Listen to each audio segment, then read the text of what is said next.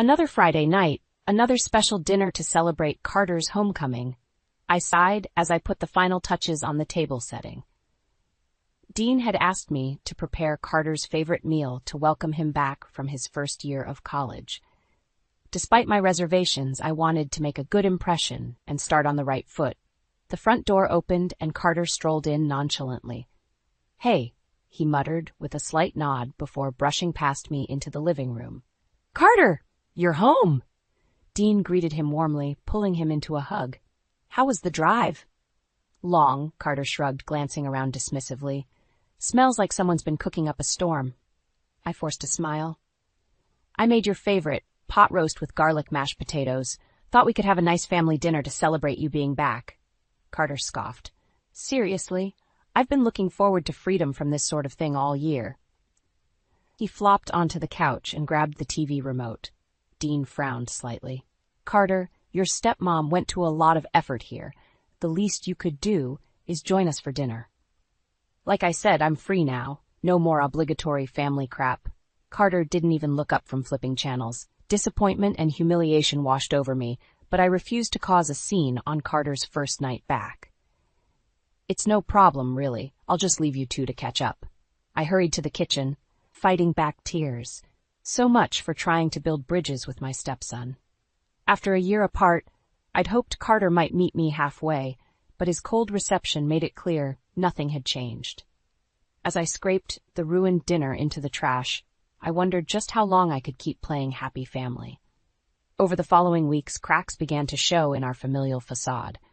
Whenever Dean was at work, Carter made sure to subtly undermine me at every turn. He'd leave messes around the house, claiming he'd forgotten whose job it was to clean up after him. Snide remarks about my cooking skills became routine, even though he'd once raved about my meals. One afternoon, Dean got home early to find me frantically searching the den. "What's going on?" he asked with concern. Before I could explain, Carter sauntered in with a smirk. "Sorry, forgot to mention. I saw Jenna rummaging through your office earlier. Seemed pretty suspicious." Dean turned to me, his expression a mix of confusion and disappointment. "Jenna? Were you going through my things?" "No, of course not," I protested, shooting Carter a glare. "I was just looking for my necklace. It's gone missing." Carter shrugged innocently. "Maybe you should be more careful with your stuff." An uneasy silence fell over the room. Dean rubbed the back of his neck awkwardly. "Well, I'm sure it'll turn up. Just try to be a bit more organized, okay, honey?" My mouth hung open in disbelief as Carter slipped away, a triumphant grin plastered across his face. He knew exactly what he was doing, planting seeds of doubt to drive a wedge between Dean and me. The incidents continued, each one chipping away at my credibility bit by bit. A missing set of car keys somehow ended up in my purse. A kitchen knife disappeared only to reappear tucked under the couch cushions. No matter how much I denied any involvement, Carter's well-timed observations made me seem careless at best, deceitful at worst. Dean tried to stay impartial, but I could see the strain it put on him. As much as he wanted to trust his wife, his son's steady stream of accusations made him second-guess everything. The man I'd fallen in love with, kind, caring, always willing to hear me out, started to pull away imperceptibly. Some nights I'd lie awake, Carter's chuckle echoing in my mind as I replayed the latest incident. Tears stung my eyes at the realization that my stepson was slowly poisoning my relationship with Dean, and there was nothing I could do to stop it. At least not yet. Carter's vendetta against me only escalated as the summer trudged on. He became more brazen, ramping up the disrespect whenever Dean had to work late. I did my best to bite my tongue, not wanting to come across as the nagging stepmother constantly complaining about her stepson. One afternoon, Dean was out running errands when Carter barged into the living room trailing a thick plume of pungent smoke. "Carter, are you smoking in the house?" I coughed, waving the haze away. He blew a cloud of smoke in my direction defiantly. "So what if I am?" "You know the rules. No smoking inside, especially not your father's cigars." I gestured to the expensive Cuban cigar smoldering between his fingers. Carter sneered. "Dad's too busy working his ass off to enjoy them anyway. Might as well get some use out of the things." Anger burned in my chest, but I forced myself to remain calm. "Put it out right now, or I'll tell your father myself." In response, Carter defiantly took another long drag, then strutted down the hallway, leaving an acrid trail in his wake. I spent the next hour trying to air out the house before Dean got home. A few days later, the campus dean called to notify us that Carter had been suspended for the upcoming semester due to conduct violations. Dean was beside himself, demanding an explanation from his son. Carter simply shrugged it off. "Bunch of B's charges, doesn't matter, I'll just take some time off and re-enroll later." While Dean ranted about wasted potential, I pulled Carter aside. "How could you jeopardize your education like that? Don't you care at all about your future?" He laughed coldly. "Save the self-righteous mom routine for someone who actually cares what you think." In that moment, I lost my temper, raising my voice for the first time. "You arrogant, ungrateful little—" "Everything okay over here?" Dean interrupted, clearly concerned by our heated exchange. I swallowed hard, my face flushed. It's fine," I lied through gritted teeth. Carter just smirked triumphantly. I realized then I had two choices: confront Carter and risk driving a wedge between Dean and his only child, or stay silent in hopes the brat would eventually grow up. I opted for the latter, at least for the time being. Carter's destructive behavior reached a climax a few weeks later when he decided to throw an unauthorized party at our house. Dean was out of town on business, leaving me to deal with the entitled brat. Around 10 p.m., cars began lining the street outside. Thumping bass shook the windows as groups of rowdy college kids streamed in carrying cases of beer. I stormed into the living room to find Carter in the midst of the chaos. "What is going on here?" I shouted over the music. "You can't just throw a party without asking." Carter laughed derisively. "Last I checked, I still live here. I'll do whatever I want." "Not under my roof." I reached for the stereo to shut off the ear-splitting music, but a drunk partygoer shoved me away. "Hey, back off, lady," he slurred. Hands trembling with rage, I dialed Dean's number. Voicemail. I left an urgent message pleading for him to come home and put an end to this madness. The party raged into the early morning hours. Beer cans and red Solo cups littered the floor. Someone had vomited on the new rug in the den. When I threatened to call the cops, Carter just laughed coldly. "Go ahead. I'd love to see you try to explain this one to Dad." By the time the last reveler finally stumbled out, dawn was breaking. I collapsed on the couch, utterly drained and dreading the inevitable fallout when Dean returned. Sure enough, he was blindsided the second he walked through the door. "What the hell happened here?" he roared upon seeing the trash state of our home. Carter was waiting with a wry grin. "Sorry, Dad. Tried to keep things under control, but Jenna's party got way out of hand. She must have invited half the neighborhood over." My jaw dropped at the outrageous lie. "That's not true at all. He threw this stupid—" Dean held up a hand, his eyes blazing with anger. "I don't want to hear any more excuses, Jenna. Just go clean up this mess while I figure out how to pay for the damages."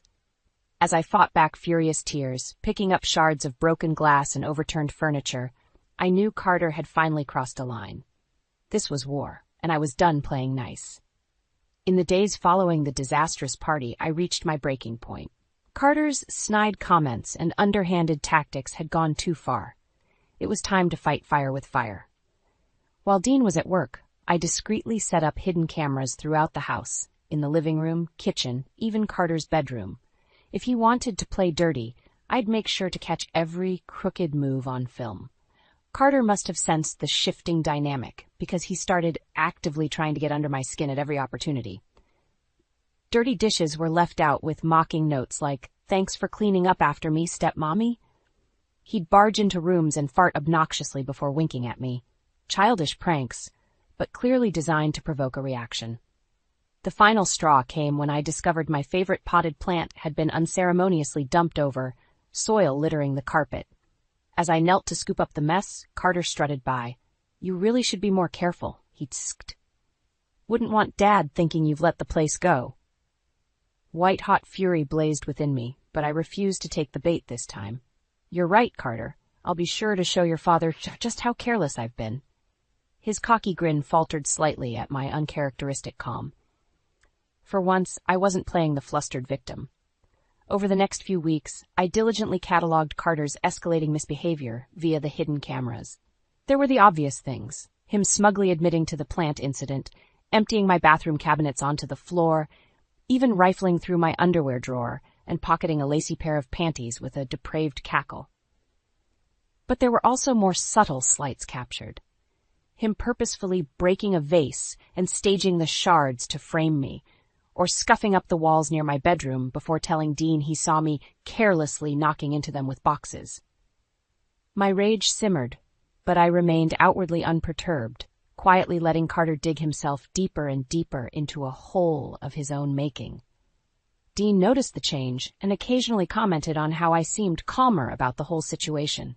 Little did he know, the cameras were rolling, documenting every piece of incriminating proof. At last, it was time to bring Carter's reprehensible behavior into the light. With the damning video evidence compiled, I began eagerly awaiting the right moment to utterly shatter his fake image of the innocent, put-upon son. A deliciously devious smile crossed my lips as I imagined the look of shock and horror on Carter's sneering face when I revealed just how thoroughly I'd outmaneuvered him. Revenge would be sweet. I decided to strike at our next family dinner, when Dean's parents, Bonnie and Roy, would also be present. As we gathered around the table, Carter was already working his magic, charming his grandparents with that fake smile he reserved for relatives. "College agrees with you, Carter," Bonnie remarked proudly, "so mature and responsible." Carter flashed me a sly look as he replied, "I sure have had to grow up fast, Graham, especially dealing with certain household situations." Dean's brow furrowed. "What's that supposed to mean?" Before Carter could respond, I cleared my throat loudly. "Actually, I'm glad you all are here. There's something I need to address." I turned to my dumbfounded husband. "Dean, I've spent months trying my best to keep the peace, to not rock the boat with Carter's behavior." I shot Carter a pointed glare and he paled slightly. "But enough is enough. The disrespect, the deliberate cruelty and mind games, it stops tonight." My heart raced as I prepared to unveil my carefully assembled proof. Carter squirmed in his seat. "Listen, whatever she's about to say." "Shut up," I snapped, a firm edge in my voice that hung in the air.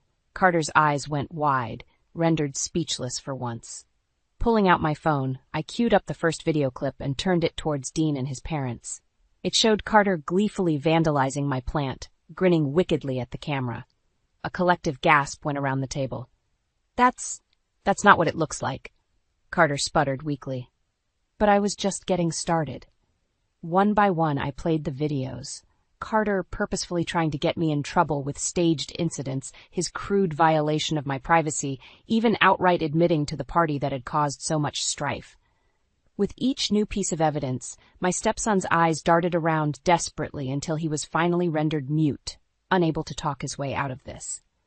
Dean's face was pale, his expression one of utter disbelief and horror as he watched his only child's true nature be laid bare. Even Bonnie and Roy were dumbstruck by the events unfolding before them. When the finale video played, a montage of Carter's most vile verbal insults and threats directed at me, a deafening silence hung over the table. I looked each of them squarely in the eyes before finally meeting Carter's pathetic, trembling gaze. "So," I stated flatly. "Any other questions about my behavior?" The silence that followed was excruciating. Carter shifted uncomfortably, his mouth opening and closing like a gasping fish. Dean stared at his son, utterly shell-shocked, while Bonnie and Roy bore matching expressions of horrified disbelief. Finally, Dean found his voice, the words coming out in a trembling rasp. "Carter, what? How could you?" Carter licked his lips nervously and tried to force a chuckle. "Come on, Dad. You know how good I am with computers. That footage is obviously faked. Don't you dare try to lie anymore," I exploded, slamming my fist on the table. "We've all seen the truth with our own eyes." "Is it true, Carter?" Bonnie's voice was tight with unshed tears. "Did you really do those horrible things to Jenna?" For a long moment, Carter avoided her piercing gaze. Then, almost inaudibly, he muttered, "So what if I did?" The smug defiance in his tone lit a fire in Dean's eyes. He shot up from his chair, the legs screeching against the floor. "That's enough. I will not have you disrespecting my wife any longer with your twisted games." Carter recoiled from the booming force of his father's voice. In all the years I'd known them, I'd never seen Dean raise his voice like that towards his son. The alpha male persona was chilling. "But, Dad, you have to listen." "No, you listen." Dean stabbed a finger towards Carter's face, his jaw clenching with barely restrained rage. I don't know what I did to make you resent Jenna so much, to treat her so atrociously. But I can promise you, those days of disrespect under my roof are over. Carter opened his mouth to protest, but Dean barreled forward. In fact, I think it's time you experience the real world without Mommy and Daddy's support. Starting tonight, you're going to find your own place to live and get a job to pay your bills. Maybe taking some personal responsibility will straighten you out. The spoiled brat's face twisted into an ugly snarl. You're choosing her over your own flesh and blood? Some great father you are! Almost instantly, Bonnie fixed Carter with a withering look. Don't you dare speak to your father that way after what we just saw. He's right.